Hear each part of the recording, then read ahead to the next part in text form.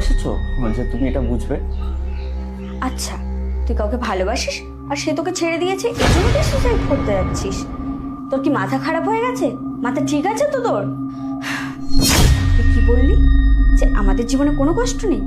তুই জানিস সারাদিন আমরা কি কি সহ্য করি? সেগুলো না হয় ছাড়লাম, তুই আরেকটি কি বললি যে আমরা কোনোদিনও কাউকে ভালোবাসিনি? তুই জানিস আমি যাকে সব থেকে বেশি ভালোবেসেছিলাম সেই আমাকে এই লাইনে ছেড়ে দিয়ে গেছে। আর ছেড়ে দেওয়ার পরে সে যে কোথায় গেল আমি তাকে আর কোনোদিনও খুঁজে পাইনি। আর একটা কি বললি তুই যে তোর মতো জীবনে কষ্ট আর কারণেই? তুই জানিস সারাদিন আমরা কত কিছু সহ্য করি, সারাদিনে কত রকমের কাস্টমার আসে আমাদের কাছে। কেউ কেউ তো গায়ে হাত তোলে, কেউ কেউ মারধর করে, কেউ কেউ তো গায়ে সিগারেটের ছ্যাঁকা পর্যন্ত দিয়ে দেয়, কিন্তু সেগুলো আমাদের মুখ বন্ধ করে সহ্য করতে হয়। কেন জানিস তো? কারণ সব কিছুই টাকার জন্য। সবাই সব কিছু করবে, 500 টাকা মুখে ছুঁড়ে মারবে, আর আমাদের মুখ বন্ধ। আর তুই এত ভালো জীবন পেয়েছিস আর সেটাকে এইভাবে নষ্ট করে ফেলবি? এত ভালো বাড়ি আছে, এত টাকা পয়সা আছে, চাকরি আছে, আর আমাদের দেখ, আমাদের তো খোঁজ নেওয়ার মতো কেউ নেই। সারাদিন কোথায় থাকছি, কোথায় যাচ্ছি, কি খাচ্ছি না খাচ্ছি, আর আমাদেরকে কেউ যদি মেরে দিয়েও চলে যায় তাহলে কেউ খোঁজ নেওয়া নেই।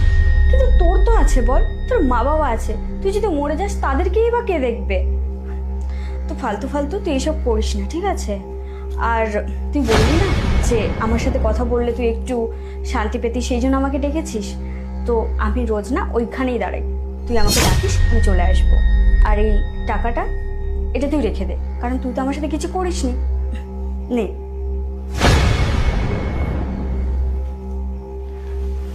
আমি তাহলে আসলাম আজকে।